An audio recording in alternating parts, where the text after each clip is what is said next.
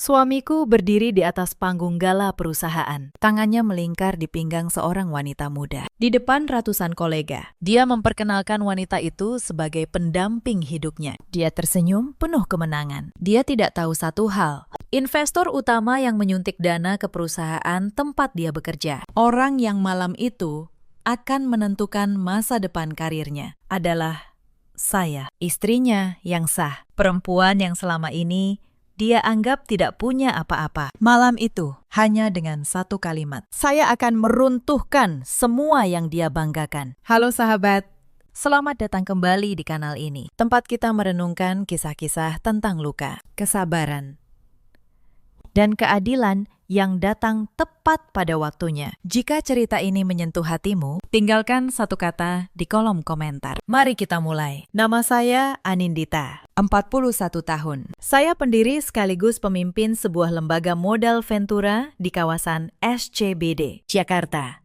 Sudah 7 tahun saya membangunnya dari nol, sendirian. Orang-orang di industri mengenal saya lewat inisial, bukan wajah.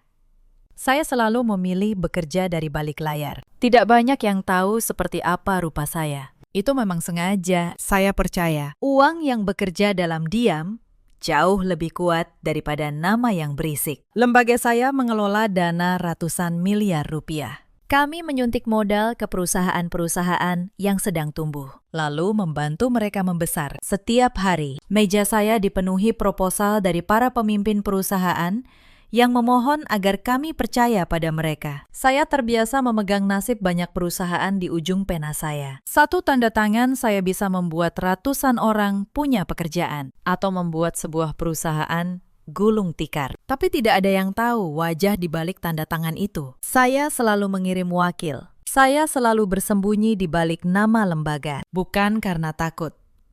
Justru karena saya tahu di dunia ini orang akan memperlakukanmu berbeda jika mereka tahu seberapa besar kekuatanmu. Saya ingin melihat manusia apa adanya sebelum mereka tahu siapa saya. Dan ironisnya, orang yang paling tidak pernah saya uji dengan cara itu adalah suami saya sendiri. Di rumah, saya bukan siapa-siapa. Saya hanya Anindita, istri Raka. Perempuan yang katanya terlalu sibuk dengan urusan kecil, terlalu sederhana, terlalu membosankan. Suami saya, Raka, 43 tahun. Seorang manajer senior di sebuah perusahaan properti yang sedang berkembang pesat. Dia tampan, pandai bicara, dan sangat haus akan pengakuan. Dulu, saya pikir ambisinya adalah hal yang saya cintai. Belakangan, saya sadar ambisi itu hanya peduli pada satu orang, dirinya sendiri. Kami menikah 12 tahun lalu. Saat itu saya baru merintis usaha dan Raka baru lulus. Kami sama-sama tidak punya apa-apa. Saya menyokongnya, saya membayar kursusnya, melunasi cicilan motornya, menemaninya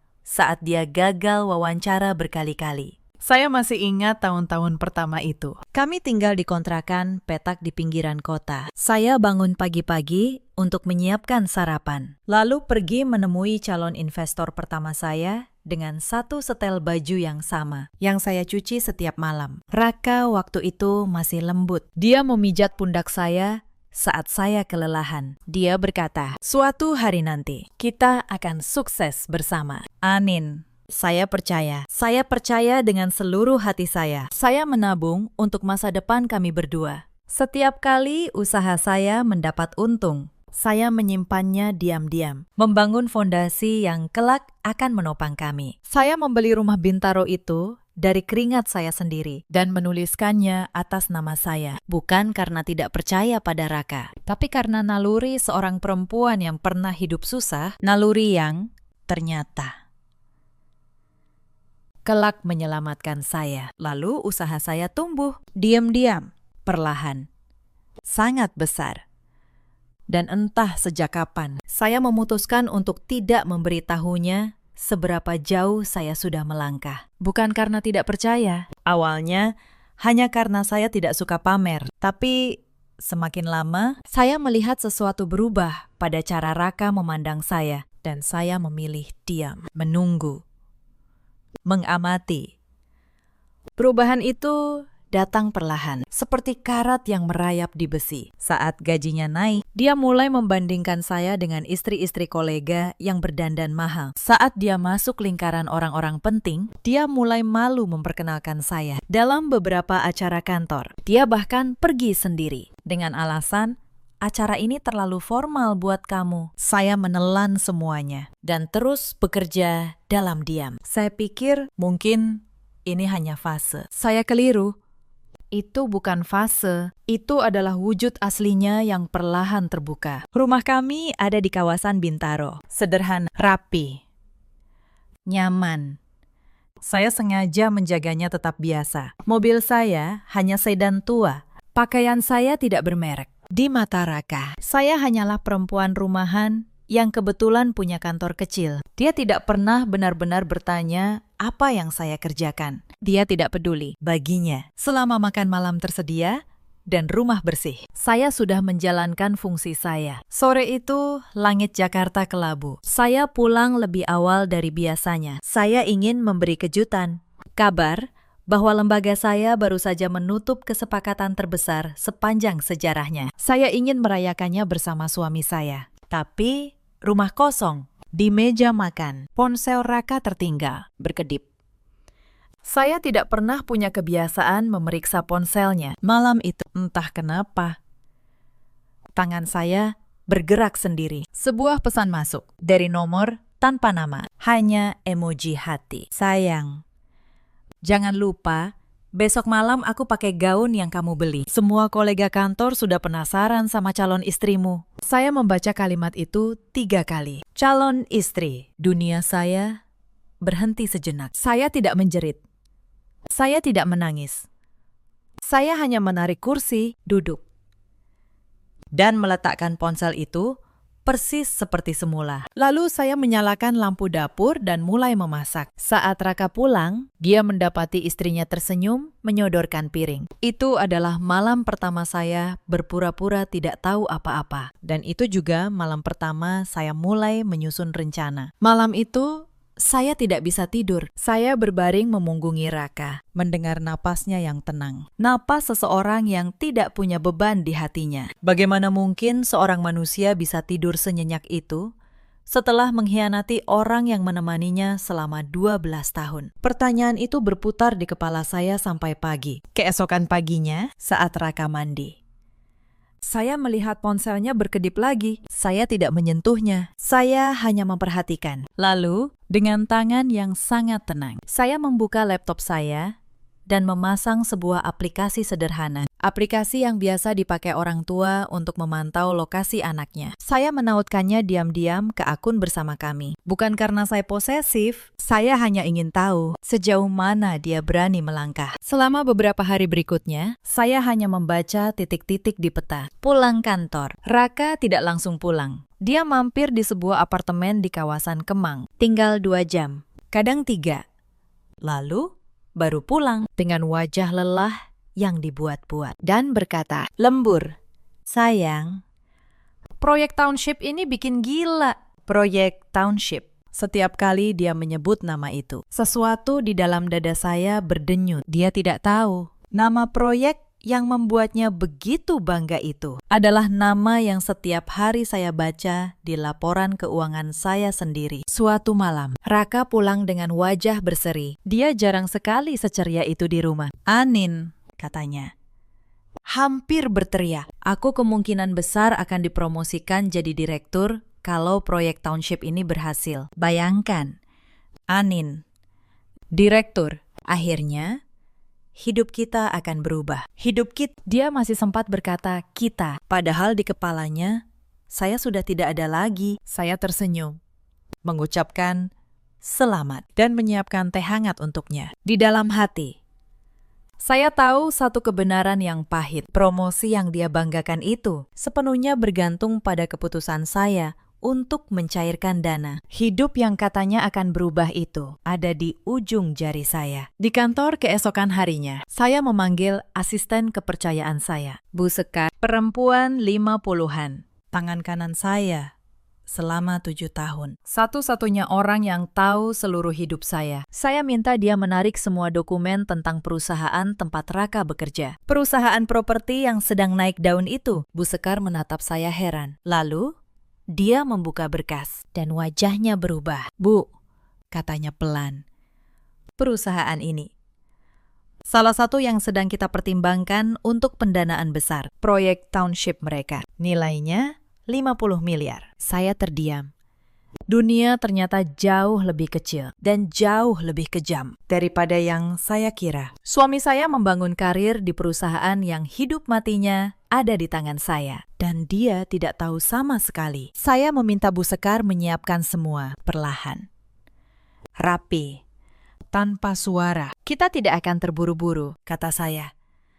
Kita lihat dulu sampai mana mereka berani. Keesokan harinya, jadwal saya penuh dengan rapat soal proyek township. Para petinggi perusahaan Raka datang ke kantor saya untuk mempresentasikan rencana mereka. Mereka tidak tahu bahwa perwakilan investor yang mereka temui di ruang rapat sederhana itu, perempuan berkacamata yang duduk diam di sudut sambil mencatat, adalah pemilik dana yang mereka kejar. Saya mendengar mereka memuji-muji salah satu manajer mereka yang paling berbakat. Pak Raka ini aset kami, Bu, kata salah seorang dari mereka. Dia yang memimpin proyek ini. Tangguh, ambisius, visioner.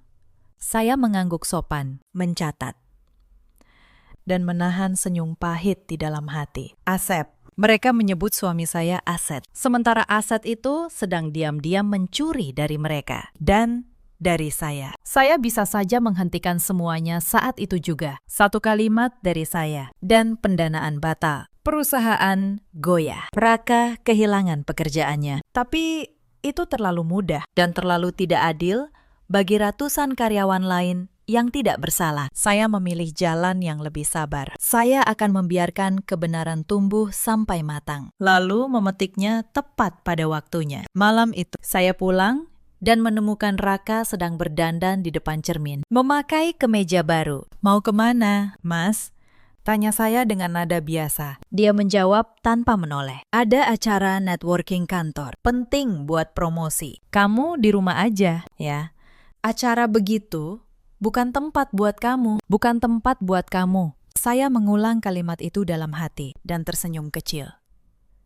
Raka tidak akan pernah tahu betapa salahnya dia. Selama 2 minggu berikutnya, saya hidup dalam 2 dunia. Di kantor, saya adalah pemimpin yang dingin dan tajam, menimbang setiap angka proyek township. Di rumah, saya adalah istri yang menyetrika kemeja suaminya. Kemeja yang dia pakai untuk menemui perempuan lain. Hidup dalam 2 dunia itu melelahkan, dengan cara yang aneh. Di pagi hari, saya menandatangani dokumen yang menentukan nasib perusahaan-perusahaan besar. Di malam hari, saya pulang ke rumah dan disuruh lebih perhatian sama penampilan. Saya yang menggenggam ratusan miliar. Dianggap perempuan yang tidak berharga oleh suaminya sendiri. Ada ironi yang begitu pahit. Sampai-sampai, kadang saya tersenyum sendiri saat mencuci piring. Suatu siang, sesuatu yang tak terduga terjadi. Saya sedang makan siang di sebuah restoran dekat kantor, masih dengan penampilan sederhana saya. Tiba-tiba,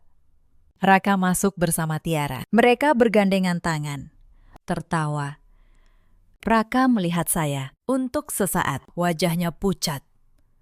Lalu, dengan kejam, dia memilih berpura-pura tidak mengenal saya. Dia membawa Tiara ke meja lain, membelakangi saya. Seolah saya hanya perabot. Tiara, yang tidak tahu siapa saya, sempat melirik ke arah saya dan berbisik pada Raka. Saya bisa membaca gerak bibirnya. Siapa itu? Dan Raka, suami saya selama 12 tahun, menjawab sambil mengibaskan tangan. Bukan siapa-siapa, lupakan saja. Bukan siapa-siapa. Saya menyelesaikan makan siang saya dengan tenang, membayar.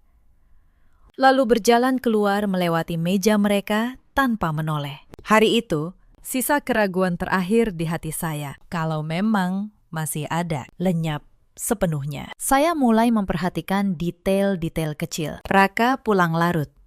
Dia mandi lama. Lalu menghapus riwayat ponselnya. Parfum asing menempel di kerah bajunya. Dan setiap kali saya bertanya, jawabannya selalu sama. Kerja. Kamu nggak akan ngerti. Suatu malam, saya menemukannya sedang sibuk di depan laptop dengan beberapa tas belanja tergeletak di lantai. Belum tidur, Mas? Tanya saya. Dia tampak terkejut. Buru-buru menutup layar laptopnya. Belanja apa? Tanya saya dengan nada seringan mungkin. Oh, ini. Beli kemeja baru buat acara penting kantor. Yang lama sudah pada kusam. Jawabnya lancar. Tapi matanya tidak berani menatap saya. Saya mendekat ke tas belanja itu. Bukan hanya kemeja. Ada gaun perempuan di sana. Gaun mahal. Dengan ukuran yang jelas, bukan milik saya. Ada juga sepasang sepatu hak tinggi yang masih dalam kotaknya. Saya menatap semua itu. Lalu menatap suami saya. Untuk sepersekian detik. Ada ketakutan di matanya. Tapi saya hanya tersenyum. Bagus warnanya, kata saya. Menunjuk ke meja itu. Semoga acaranya lancar. Lalu, saya berbalik ke kamar, meninggalkannya berdiri kebingungan. Tidak yakin apakah istrinya tahu atau tidak. Malam itu, saya mencatat satu hal lagi di kepala saya. Dia bahkan sudah membelikan perempuan itu pakaian untuk tampil di depan umum. Ini bukan lagi sekedar perselingkuhan yang disembunyikan. Ini adalah rencana yang sedang disiapkan untuk menggantikan saya. Suatu malam, kakak iparnya datang. Mbak Fira, kakak perempuan Raka. Perempuan yang selalu memandang rendah saya sejak hari pernikahan. Dia duduk di ruang tamu saya, menyesap teh saya. Lalu berkata dengan senyum manis yang berbisa, Amin, kamu harus lebih perhatian sama penampilan. Raka itu sekarang orang penting. Kasihan dia. Punya istri yang begini-begini aja. Saya tersenyum dan menuangkan teh lagi. Saya tahu sesuatu yang dia tidak tahu. Mbak Fira bukan sekedar kakak ipar yang menyebalkan. Belakangan, saya menemukan dialah yang memperkenalkan perempuan itu kepada Raka. Dialah yang mendorong adiknya untuk naik kelas, meninggalkan istri yang dianggap tidak sepadan. Sebelum pulang malam itu, Mbak Fira melakukan sesuatu yang membuat saya hampir tertawa di dalam hati. Dia menurunkan suaranya, lalu berkata, Anin, ngomong-ngomong, aku lagi butuh dana buat usaha butikku. Cuma sebentar kok, 50 juta. Nanti kalau Raka jadi direktur, pasti kami ganti. Dia bahkan tega meminjam uang dari perempuan yang sedang dia rencanakan untuk dibuang. Saya menatapnya tenang. Saya akan pikirkan, Mbak. Dia tersenyum puas. Mengira saya perempuan lemah yang mudah dimanfaatkan. Dia tidak tahu satu hal. 50 juta yang dia minta dengan susah payah itu. Bagi saya hanyalah angka kecil. Hanya satu titik di salah satu dari sekian banyak rekening yang dia bahkan tidak tahu keberadaannya. Saya hampir tersenyum geli membayangkannya. Perempuan yang mereka kira tidak punya apa-apa ini. Sehari-harinya menandatangani angka yang 100 kali lipat dari yang baru saja diminta Mbak Fira. Tapi saya simpan senyum itu untuk diri sendiri. Belum waktunya, mereka berdua sudah menyusun rencana. Raka akan menceraikan saya setelah promosinya turun. Perempuan itu, namanya Tiara, akan menggantikan posisi saya. Mbak Fira yang mengatur semuanya. Bahkan sudah memilih tanggal. Saya mengetahui ini bukan dari menebak. Saya mengetahuinya karena Bu Sekar dengan caranya sendiri. Berhasil mendapatkan rekaman percakapan mereka di sebuah kafe. Saya mendengarkan rekaman itu sendirian di kantor, larut malam. Suara suami saya tertawa. Tenang, Mbak. Begitu aku jadi direktur, si Anin tinggal sejarah. Dia nggak akan bisa apa-apa. Mau tinggal di mana dia kalau bukan numpang sama aku? Numpang sama aku. Saya mematikan rekaman itu. Tangan saya tidak gemetar. Hati saya justru terasa sangat tenang. Tenang, yang dingin seperti permukaan danau di pagi hari. Selama 12 tahun, saya kira saya menikahi seorang pria yang akan tumbuh bersama saya. Ternyata saya hanya merawat seseorang yang menunggu cukup besar untuk meninggalkan saya. Dan dia bahkan tidak tahu bahwa pohon tempat dia bernaung selama ini, akarnya adalah saya. Beberapa hari kemudian, ada satu hal kecil lagi yang melengkapi gambaran ini. Mbak Asih, perempuan parubaya yang membantu bersih-bersih di rumah kami seminggu 2 kali, mendekati saya dengan wajah gelisah. Dia perempuan jujur yang sudah ikut saya bertahun-tahun. Bu, katanya ragu-ragu. Maaf, saya nggak enak. Tapi kemarin pas saya beresin kamar, ada perempuan telepon ke telepon rumah. Dia kira saya ibu, dia bilang. Dia bilang gaun pernikahannya sudah dipesan. Gaun pernikahan. Mereka bahkan sudah memesan gaun. Saya menepuk tangan Mbak Asih dengan lembut. Terima kasih, Bu Asih. Ibu tidak perlu khawatir. Semua akan baik-baik saja. Dia menatap saya, heran melihat saya begitu tenang. Dia tidak tahu. Ketenangan itu bukan karena saya tidak terluka. Ketenangan itu karena saya sudah tahu persis bagaimana semua ini akan berakhir. Malam itu, saat Raka pulang, dia mencoba memancing. Anin, katanya sambil melonggarkan dasi. Kamu pernah mikir nggak kalau suatu hari kita harus pisah? Maksudku, hidup kan berubah. Orang berkembang ke arah yang beda. Saya meletakkan piring di hadapannya dengan tenang. Kalau memang harus pisah, Mas, kata saya harap kita berdua sudah siap dengan semua akibatnya. Dia menatap saya sejenak, lalu tertawa kecil, mengira saya hanya bicara kosong. Dia tidak tahu, di balik kalimat itu, ada map tebal yang sedang menunggu di brankas kantor saya. Hari berikutnya, saya melakukan sesuatu yang selama ini saya tunda. Saya membuka kembali berkas proyek township, 50 miliar. Saya mempelajari setiap halaman laporan keuangan perusahaan Raka, sampai larut.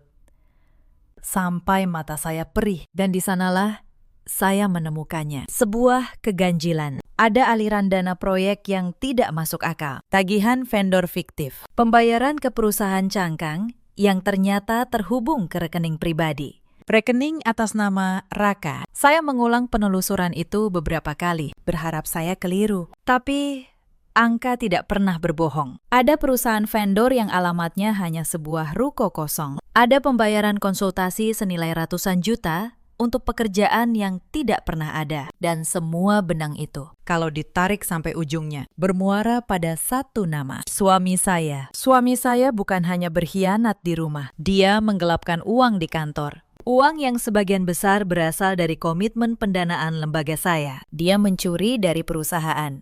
Dan tanpa sadar, dia mencuri dari istrinya sendiri. Saya duduk lama di ruang kerja saya malam itu. Lampu kota berkelip di luar jendela. Saya berpikir, betapa anehnya hidup ini. Pria yang dulu saya biayai kursusnya, yang motornya saya lunasi, kini mencuri dari perusahaan yang hidupnya bergantung pada uang saya. Dia membangun istana di atas tanah yang saya miliki. Dan menyangka tanah itu miliknya sendiri. Saya memanggil tim audit internal saya. Diam-diam, saya minta mereka menelusuri setiap transaksi proyek township selama 2 tahun terakhir. Saya ingin semuanya hitam di atas putih, kata saya. Setiap rupiah, setiap tanda tangan. Tim saya bekerja selama berhari-hari.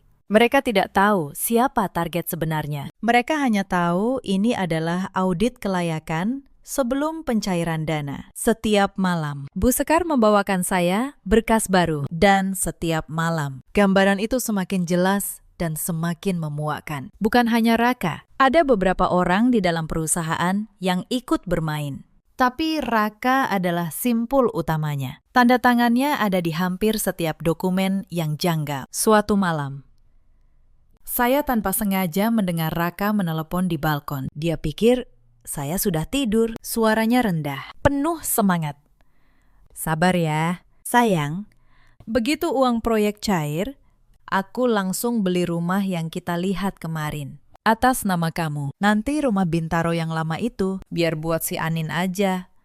Toh, dia juga nggak akan kemana-mana. Lalu, dia tertawa pelan. Saya berdiri di balik pintu kaca, mendengar setiap kata. Dia berencana membeli rumah untuk perempuan lain dengan uang hasil curian. Uang yang pada akarnya adalah uang saya. Dia bahkan dengan ringan membagi-bagi hidup kami seolah membagi kue. Rumah ini untuk Tiara. Rumah itu untuk si Anin yang malang. Saya kembali ke kamar, berbaring. dan memandang langit-langit. Tidak ada air mata. Hanya satu kalimat yang berputar di kepala saya. Setiap rupiah yang kau curi akan kembali menagihmu. Dan aku akan ada di sana saat tagihan itu jatuh tempo. Bu Sekar bertanya pelan. Ibu yakin ini akan jadi besar? Saya menatap jendela ke arah gedung-gedung yang berkilau di kejauhan. Sudah cukup lama saya diam, Bu Sekar. Sekarang saya hanya ingin keadilan berjalan sesuai angka. Sementara itu, di rumah, sandiwara terus berlanjut. Raka semakin berani. Dia mulai bicara soal kebutuhan ruang, soal kita yang sudah berubah. Saya mendengarkan semuanya dengan wajah datar. Saya bahkan menjahit kembali kancing kemejanya yang lepas. Kemeja yang akan dia pakai untuk menghadiri gala perusahaan minggu depan. Gala itu, saya tahu acara itu. Saya yang membiayainya. Sebagai investor utama yang namanya dirahasiakan. Malam di mana manajemen perusahaan akan mengumumkan promosi besar di hadapan seluruh pemegang saham dan mitra. Seminggu sebelum gala, Raka pulang dengan sikap yang semakin terang-terangan. Dia tidak lagi terlalu repot menyembunyikan. Dia bersiul di kamar mandi, mencoba-coba kemeja barunya di depan cermin. Lalu dia bertanya pada saya, Anin, menurut kamu, aku cocok pakai yang biru atau yang abu-abu buat acara besar? Saya menjawab, tenang, yang abu-abu, lebih berwibawa. Dia tersenyum puas. Dia sama sekali tidak menyadari bahwa istrinya sedang membantunya memilih pakaian untuk malam kehancurannya sendiri. Acara ini akan mengubah hidupku. Amin, katanya, masih menatap cermin. Kamu nggak akan paham seperti apa rasanya berdiri di depan orang-orang penting itu. Investor besar akan datang. Kalau aku bisa kasih kesan bagus, posisi direktur itu praktis sudah di tanganku. Saya hanya mengangguk. Di dalam hati saya berkata, ya, Mas, investor besar memang akan datang. Lebih besar dari yang bisa kamu bayangkan. Malam di mana Raka berencana memperkenalkan Tiara kepada dunia sebagai calon istrinya yang baru. Dia tidak tahu undangan untuk investor utama malam itu. Undangan paling penting di seluruh ruangan. Tertulis atas nama saya setiap malam menjelang gala. Setelah Raka tidur, saya turun ke ruang kerja. Saya membuka kembali map itu, memeriksa setiap halaman, memastikan tidak ada satupun celah. Bukti rekening, hasil audit, kronologi vendor fiktif. Semua tersusun seperti barisan tentara yang siap berperang. Saya bukan perempuan yang bertindak karena emosi. Saya perempuan yang bertindak karena perhitungan. Dan perhitungan saya kali ini sudah matang sempurna. Saya juga menyiapkan satu hal lagi. Pengacara terbaik yang pernah bekerja dengan lembaga saya, Pak Tirta, sudah saya hubungi. Berkas gugatan cerai sudah disusun, lengkap dengan pembagian aset yang akan menyisakan Raka dengan tangan hampa. Saya tidak ingin ada satupun pintu yang terbuka untuknya melarikan diri. 3 hari sebelum gala, sesuatu terjadi yang hampir membuat rencana saya goyah. Tiara, perempuan itu, datang ke kantor saya. Dia tidak tahu siapa saya. Dia datang sebagai tamu yang ingin bertemu investor. Diantar oleh seseorang dari perusahaan Raka. Saya menerimanya di ruang rapat dengan kacamata dan rambut tergelung sebagai salah satu staf senior. Dia cantik, muda, dan sangat percaya diri. Dia bicara soal betapa Raka adalah pria hebat yang akhirnya menemukan perempuan yang sepadan. Dia tertawa kecil saat menyebut istri Raka. Katanya, istrinya cuma ibu rumahan, nggak punya ambisi. Wajar kalau Mas Raka bosan. Saya membiarkan dia bicara. Semakin lama dia bicara, semakin banyak yang saya tahu. Dia bercerita bahwa Raka sudah berjanji akan menikahinya dalam waktu dekat, bahwa mereka sudah melihat-lihat rumah baru di kawasan elit, bahwa Mbak Vira sudah merestui hubungan mereka. Kakak iparku itu baik banget, kata Tiara sambil tersenyum. Dia yang ngenalin aku ke Mas Raka, katanya. Aku jauh lebih pantas jadi istri orang sukses. Saya mencatat setiap kata di kepala saya. Tiara bahkan menunjukkan foto-foto mereka berdua di ponselnya, tanpa rasa bersalah sedikit pun. Kepada perempuan yang dia kira hanyalah staf biasa. Di salah satu foto, saya melihat suami saya memeluknya di depan apartemen Kemang itu. Tempat yang selama ini saya lihat hanya sebagai titik di peta. Saya menuangkan air untuknya dan tersenyum. Begitu, ya. kata saya. Semoga Anda tahu pria yang Anda pilih. Dia tidak menangkap apapun di balik kalimat itu. Dia pergi dengan riang. Saya menatap punggungnya.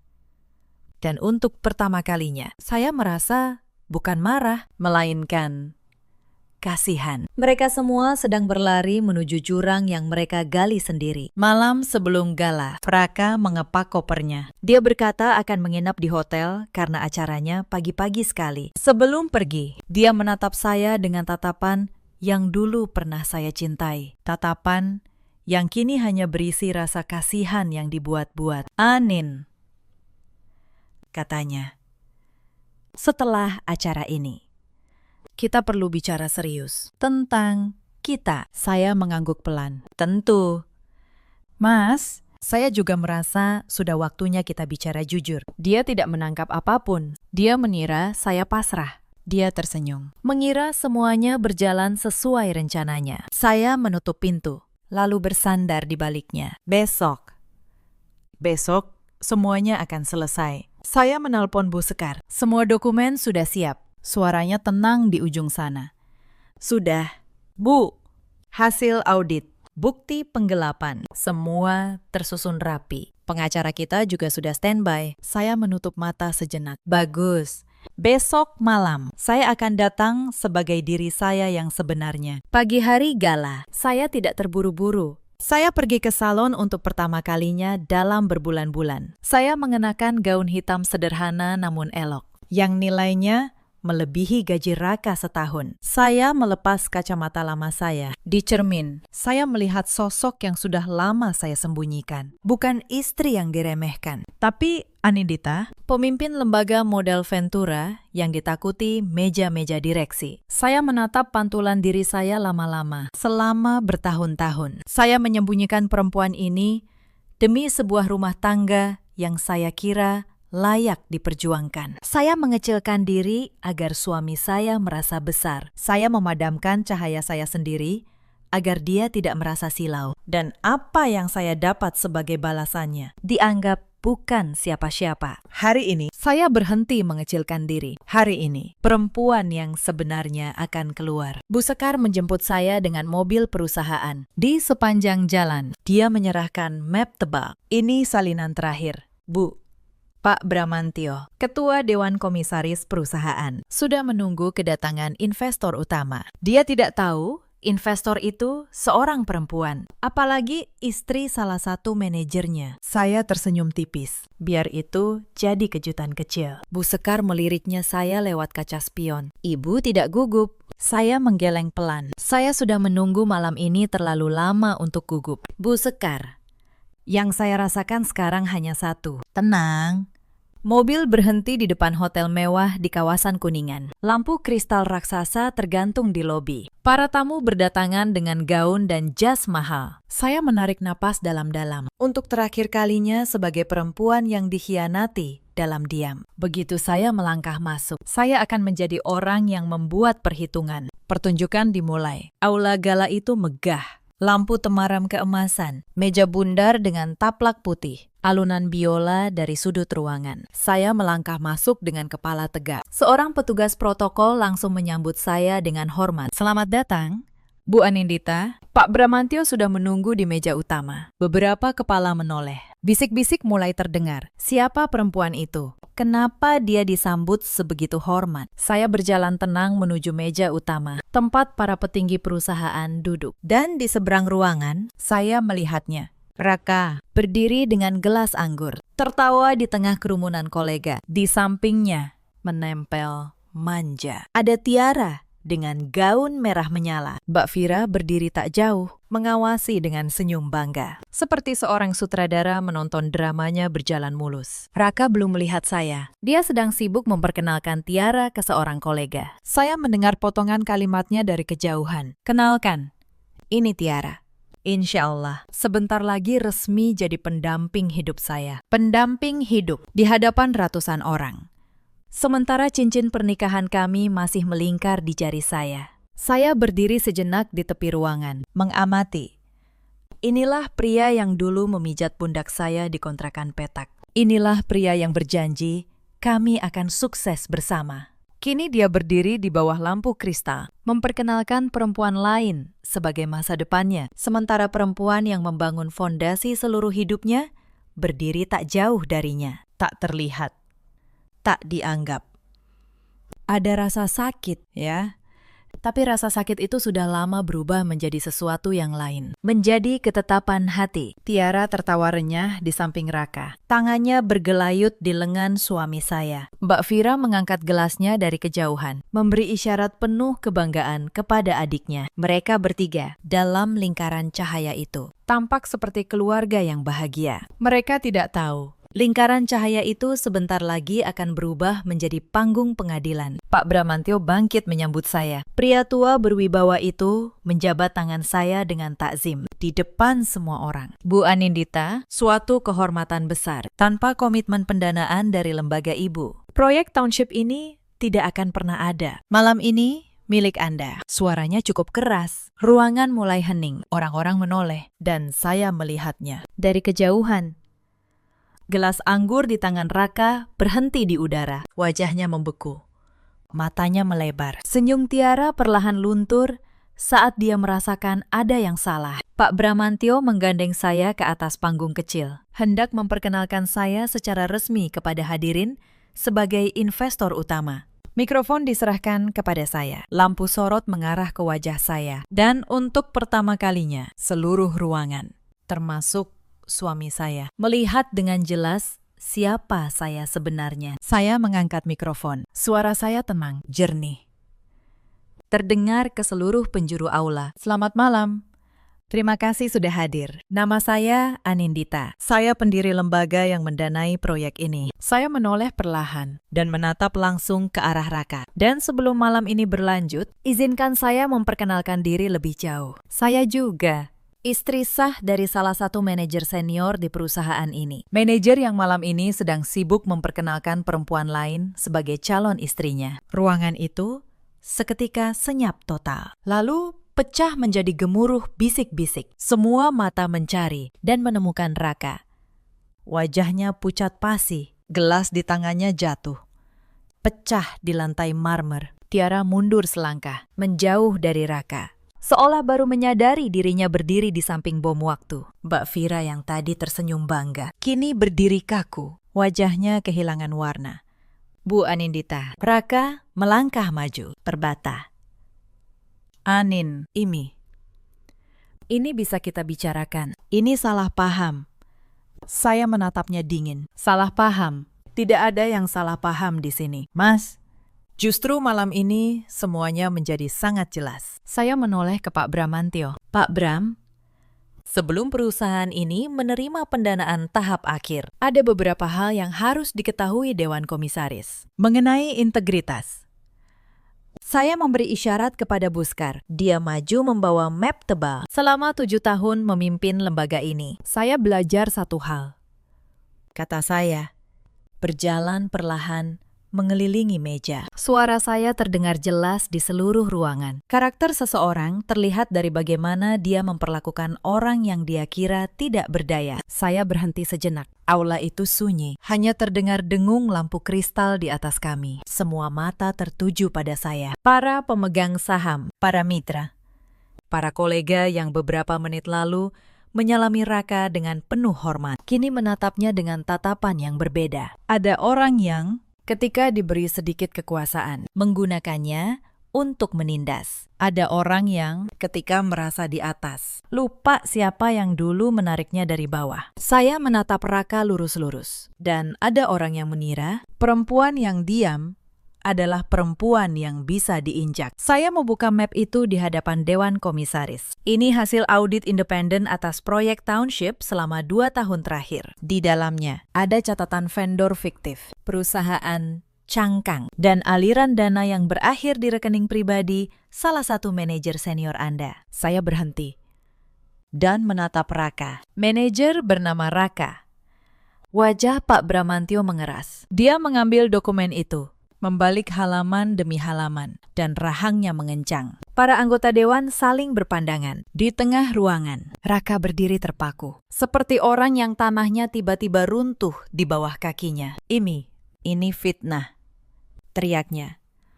Ini semua karena dia cemburu. Istri saya gila. Beberapa tamu menahan napas. Saya tidak meninggikan suara. Saya hanya membuka satu lembar lagi dan menyodorkannya ke meja dewan. Tanda tangan ini milik siapa? Mas, nomor rekening ini atas nama siapa? Silakan, jelaskan di depan dewan. Dia tidak bisa menjawab. Mulutnya terbuka, tapi tidak ada kata yang keluar. Muka tembok yang selama ini dia banggakan runtuh di depan ratusan pasang mata. Kamu tahu apa yang paling ironis, Mas? Kata saya. Suara saya turun menjadi sangat pelan, namun terdengar di seluruh ruangan. Selama 2 tahun, kamu mencuri dari proyek ini, dan setiap rupiah yang kamu curi, sebagian adalah uang dari lembaga saya. Kamu mencuri dari perusahaan tempatmu bekerja, dari investor yang kamu hormati malam ini, dan dari istri yang kamu rencanakan untuk kamu buang. Ketiganya, ternyata orang yang sama.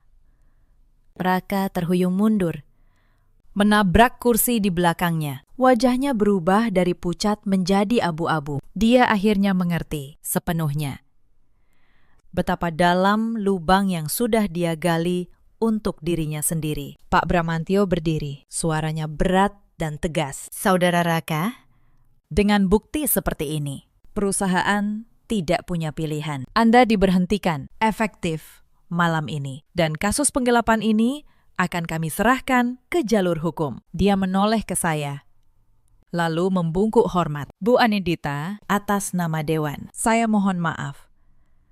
Kami berhutang kejujuran kepada Anda. Tiara, perempuan bergaun merah itu, sudah tidak ada di samping Raka. Dia menyelinap menjauh, menghilang di antara kerumunan, meninggalkan pria yang beberapa menit lalu dia banggakan. Begitu cepat, begitu mudah, seolah cinta yang dia tunjukkan tidak pernah benar-benar ada. Mbak Fira mencoba mendekati saya. Anin, tolong.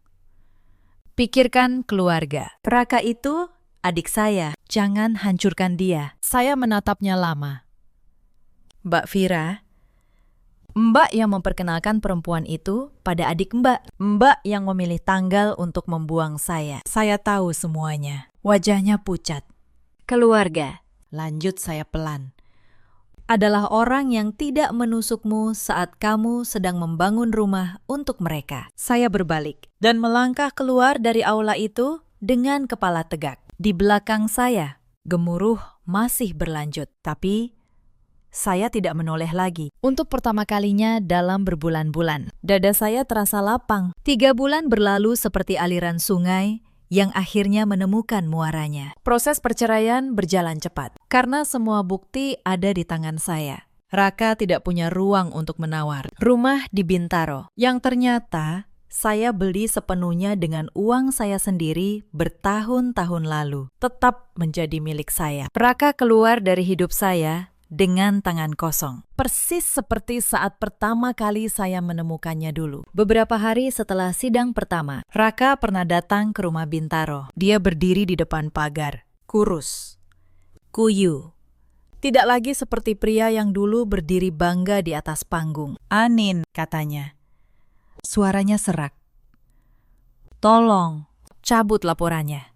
Aku bisa masuk penjara. Aku menyesal. Aku hilaf. Saya menatapnya dari balik pagar. Untuk sesaat, saya melihat sisa-sisa pria yang dulu saya cintai. Lalu, saya teringat satu kalimatnya. Mau tinggal di mana dia kalau bukan numpang sama aku? Mas, kata saya, temang. Saya tidak menghukum kamu. Angka-angka itu yang berbicara. Saya hanya berhenti menutupinya. Lalu, saya menutup pintu. Kasus penggelapan itu berlanjut di pengadilan. Raka kehilangan segalanya. Karirnya, namanya, dan kebebasannya untuk sementara waktu. Industri properti adalah dunia yang kecil. Tidak ada lagi perusahaan yang berani menyentuhnya. Suatu sore, Bu Sekar memberitahu saya kabar terakhir. Tiara, perempuan itu, sudah lama meninggalkan Raka. Konon dia kini bersama seorang pengusaha yang jauh lebih kaya. Sejak awal, yang dia cari memang hanya kemewahan, bukan cinta. Dan Mbak Fira, sang sutradara, kini tidak lagi diterima di lingkaran sosial yang dulu dia banggakan. Cerita tentang bagaimana dia menjual adiknya sendiri demi gengsi sudah menyebar kemana-mana. Butiknya tutup, suaminya yang malu dengan skandal keluarga itu, menggugat cerai. Karma punya cara sendiri untuk menagih, dan ia tidak pernah lupa alamat. Saya mendengarkan semua itu dengan tenang. Ada secuil rasa di hati saya, bukan kepuasan, melainkan kelelahan yang akhirnya boleh beristirahat. Raka pernah menjadi pria yang saya cintai. Mendengar kehancurannya tetap menyisakan rasa pahit yang aneh. Tapi saya tahu, saya tidak menghancurkan dia. Dia yang menggali lubangnya sendiri, dan saya hanya berhenti menutupinya. Malam itu, saya pulang ke rumah yang kini terasa lebih luas. Saya memasak makanan sederhana, ikan goreng, sayur asam, sambal terasi. Makanan yang dulu tidak pernah sempat saya nikmati dengan tenang. Saya makan sendirian. Di meja yang sama, tempat dulu saya membaca pesan yang mengubah segalanya. Dan untuk pertama kalinya, saya merasakan damai yang utuh. Beberapa bulan setelahnya, lembaga saya semakin besar. Saya tidak lagi menyembunyikan wajah saya di balik nama perusahaan. Saya mulai tampil, berbicara di forum-forum, menjadi panutan bagi perempuan-perempuan muda yang ingin membangun usaha mereka sendiri. Bu Sekar pernah bertanya, kenapa saya berubah pikiran soal bersembunyi? Saya menjawab, karena saya akhirnya paham, Bu Sekar, bersembunyi tidak membuat saya aman. Itu hanya membuat saya mudah diremehkan. Saya sudah selesai dengan itu. Saya tidak pernah lagi mendengar kabar Raka secara langsung. Saya juga tidak mencarinya. Luka itu sudah sembuh, dan bekasnya kini hanya mengingatkan saya betapa kuat saya sebenarnya. Di luar sana, ada banyak perempuan yang seperti saya dulu. Perempuan yang membangun, menopang, dan berkorban, lalu diremehkan oleh orang yang paling mereka percaya, yang dianggap tidak punya apa-apa, tidak punya ambisi, hanya karena memilih bekerja dalam diam. Cerita ini mengajarkan kita satu hal, jangan pernah mengukur nilai seseorang dari seberapa keras dia bersuara, dan jangan pernah meremehkan ketenangan seorang perempuan yang sedang memilih untuk diam. Karena diam itu kadang adalah suara paling kuat yang sedang menyusun keadilan. Ada banyak suami di luar sana seperti Raka yang menukar ketulusan dengan ambisi dan baru menyadari nilainya setelah semuanya hilang. Ada pula para kakak ipar seperti Vira yang lebih mencintai gengsi daripada darah dagingnya sendiri. Dan ada perempuan-perempuan seperti saya yang akhirnya belajar bahwa harga diri tidak pernah bisa dibeli dan tidak pernah perlu diteriakan. Dalam hidup, kita selalu punya pilihan, memilih bertahan dalam kebohongan atau memilih berdiri dengan kebenaran, meski berdiri itu sendirian. Ceritakan kisah kalian di kolom komentar. Bagikan kepada perempuan lain yang mungkin sedang merasa tidak berharga, padahal dialah pondasi dari segalanya. Terima kasih sudah menemani sampai akhir.